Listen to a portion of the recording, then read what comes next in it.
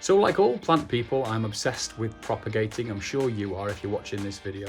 And what I normally do is take my cuttings and I pop them into either water or into perlite or sometimes straight into soil.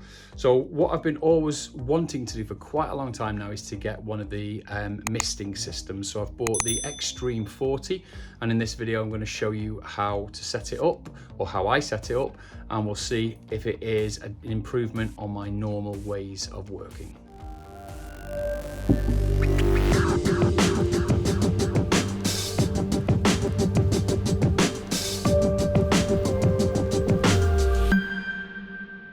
So I decided after a little bit of a research to order mine from Amazon just so I could get it quite quickly. It took a few days to get it, and the prices and all the details of the one I got are in the description. So this is the box. I have opened it to check that all the parts are there, but I haven't yet taken it out and laid it out. So what I'm going to do is I'm going to set the camera up on the overhead and we'll take a look at what parts actually came in this box. So everything's unpacked, and luckily everything is there. So we've got, we'll start off with the big stuff. So we've got the base, that's basically the reservoir for the water, and that obviously comes with the propagator lid with two little green spinning vents. So we'll put them out of the way and then we'll work through everything here. So we've got mesh pots, so there's 40 obviously.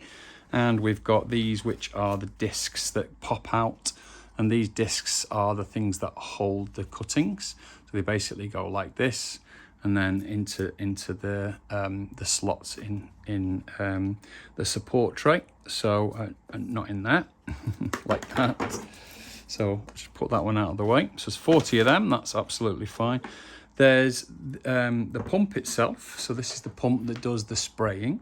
And on top of the pump, you get this, which is the misting system. So that just fits on top of there, and that mists all around on the lower part of the reservoir.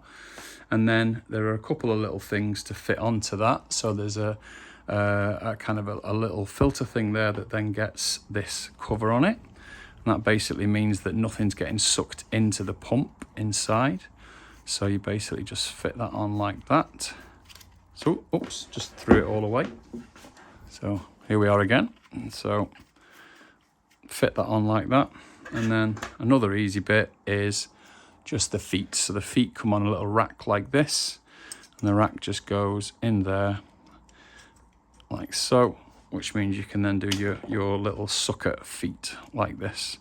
Just stick them on like so. That is how simple the spray assembly is.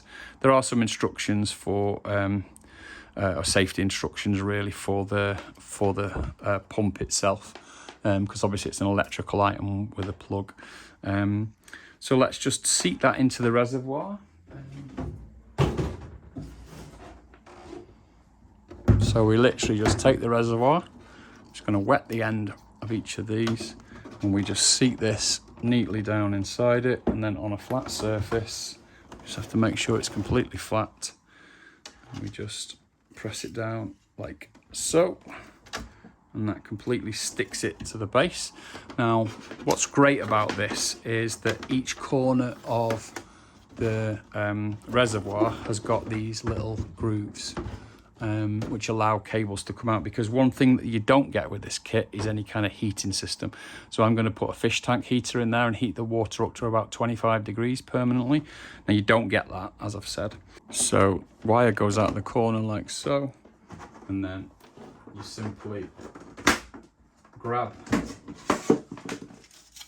the top tray like so, and that is the assembly done. We'll put water in it in a moment.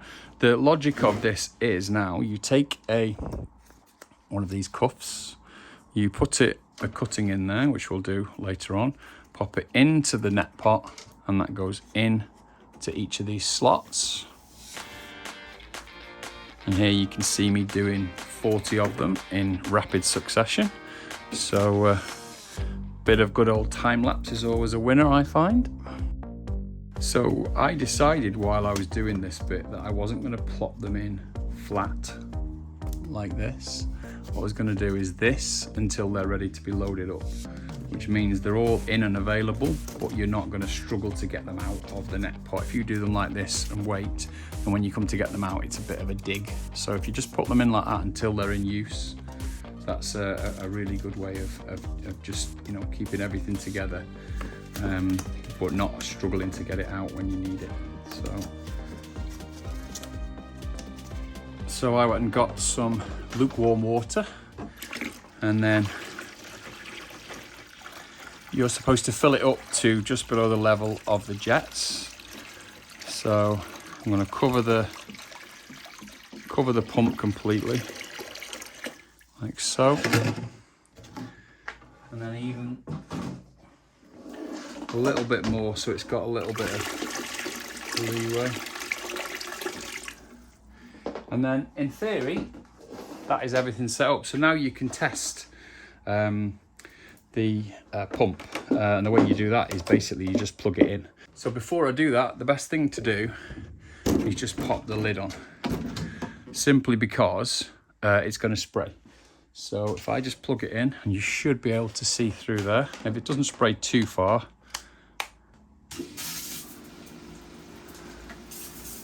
So as much as you can't see it that well through this camera, what that's going to do is it's going to spray like that underneath the all of the cups. So the roots are going to constantly get this spray of water. So I've immediately turned it off, but you can see why it's a good idea to put this cover on before you test it. But that basically means now it's ready to roll. So I'm going to put the heater in at a later stage, so I'm not too worried about that. And what I'm going to do now is pick some cuttings. And before I do that, there's one stage that we haven't looked at, which is the lighting. So let me move this over. So with mine, I got 2 of the 18-inch, basically 2 of the T5HO combo lights. It's a shame that that's a bit wet now. So what you get with these is a pretty standard grow light from what I know of them.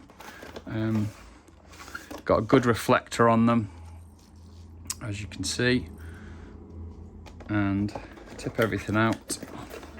I don't have this exact model on any of my other grow lights, so this will be interesting to see how this performs. So we bring this out.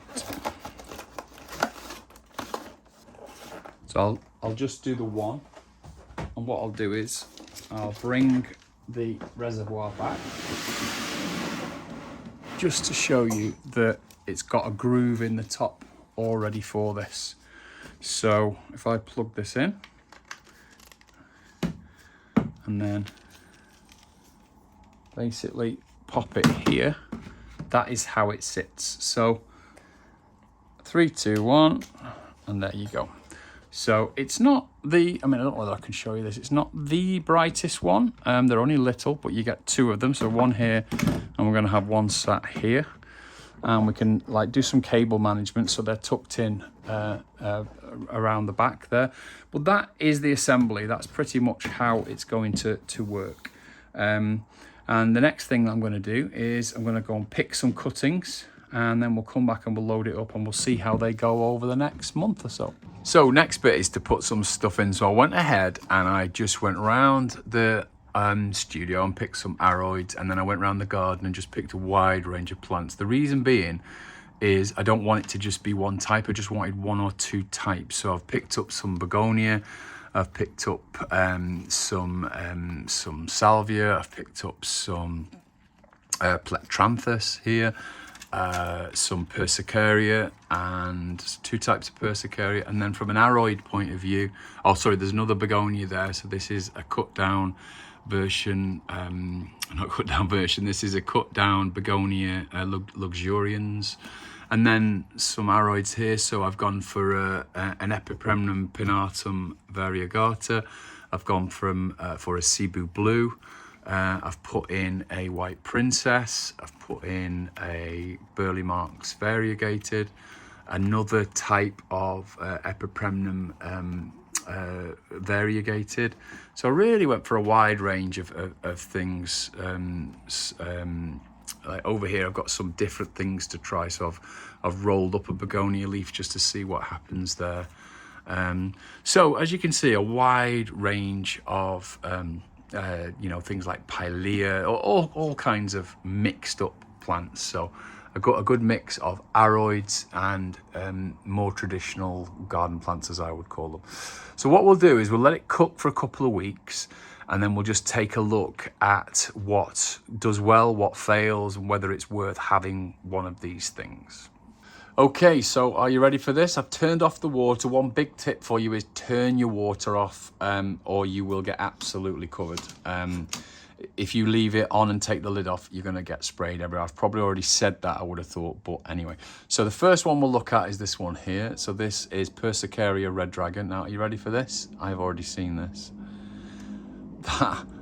That's less than 2 weeks growth. Now, I know these root well okay in water anyway, so that's not a huge amount of surprise. So I clipped off some of the leaves, but yeah, that one's ready. That one's literally 2 weeks out. You know, if I filled this entire extreme with Persicaria, then it would be ready in 2 weeks, and that was it. So this one's a little Tillandsia, I think. Let's have a look at this one.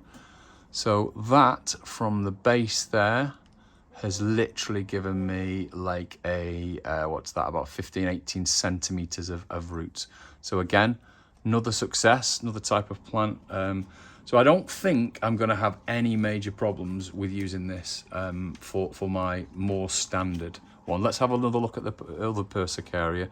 So look at that. So it's got the initial roots, the tap root, and then the fibrous roots, which means it's ready to go. So that can go straight into compost now, and it's even, you know, that one, it was already flowering actually when we put it in, but it's carried on flowering. Now, not every garden, more traditional garden plant did well. So if you look here, these are Plectranthus. They've survived absolutely fine, but the roots are, let me pull them out and show you. So these are much, much finer, and they're coming all the way along. It's much more like you would see on some of the Aroids, perhaps, that it's actually sprouted. See how close I can get without causing a problem. You can see them all the way along there. I don't think it'll go any closer. So it's working, but in a different way. So it's not put out that initial like long root to start with, and you can see. Let's pull this one out as well. Again, not as good this time, but rooting, but much, much slower. So it's not going to be as simple as saying that it's a straight up success. So I've tried some begonia and some of them. This one, for example, nothing at all. Didn't even try. Salvia. That one's taken, but is slow, but it's completely given me a mat of it. So again, this is much more like I expected a begonia would be. So it's done it, it's worked, and it's, I think that's a salvia anyway, I might be wrong. I'm obviously an aroid person, so I'm not that strong with my garden plants. So look at pilea, see what's happened there. So this one looked like it was a fail, but if you look closely, the entire stem has rooted. So we've got possibly, you know, roots all the way, fibrous roots all the way along. So pilea is going to be absolutely fine. And then let's have a look over here. So we've got some Impatiens. Oddly, not done very well at all. So that's really shocked me, because I thought them, actually they went in a bit later thinking about it. So they are growing, they're fine. You know, they're actually, there's actually flowers coming underwater there, which is crazy. I tried this, which was a failure. This is I think it was a failure anyway. So this is just some leaves of begonia rolled up. And normally what I do is put these onto soil. So that was a complete failure. So that was just me having a go, seeing what would work. And this one was one I got from, this is like a little vining, I think it's called Asper or something like that. Nothing at all happened with that, so failures. Now, let me just show you something. I'll move this one out of the way, because this one went in a little bit later. So this one has only just started. You can see the roots are just coming out there. So we'll move that one to the back out of the way, because that is a bit unfair to judge on that one. And this one has given us, so this is a Burley Marks, Philodendron Burley Marks, has given us one solid root like that. So it's not got to the fibrous yet, but it has given us, you know, I would be happy to let someone have that in the knowledge that that was going to go and take. So the larger Philodendron, not a problem, going to be absolutely fine. This one, which looks like an El Choco Red, so a little bit more of a weirder one, it's not done well at all. It actually looks like it's rotting until you look here, and you can see a little bit of root there. So that one was a bit of a shock. I thought I might get something off that, but that's the only one I've seen where it looks rotted. So I might clip that down. It's actually one of the leaves is wilted as well, so I'll pull that off, and some of this dead matter, I'll pull that off as well.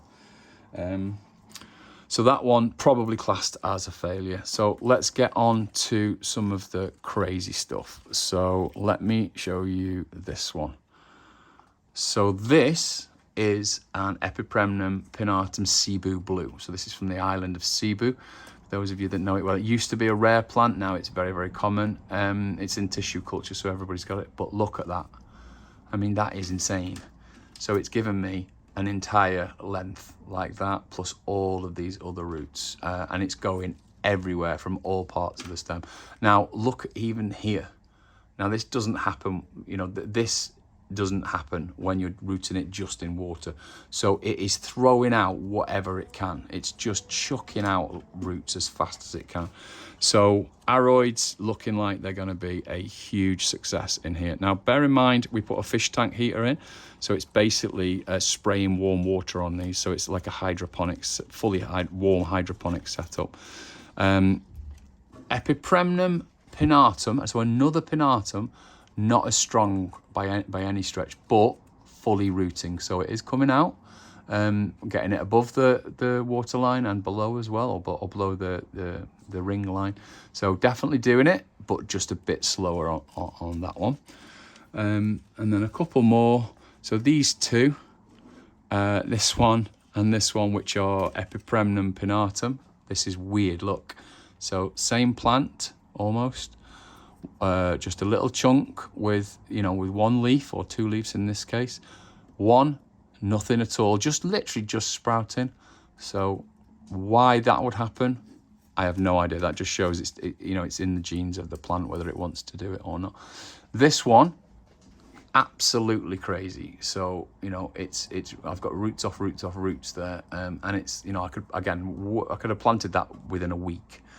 I'm pretty sure. So raging success there. In 2 weeks, I think we've got something like a 70% hit rate, and that's a guess. I don't know for sure.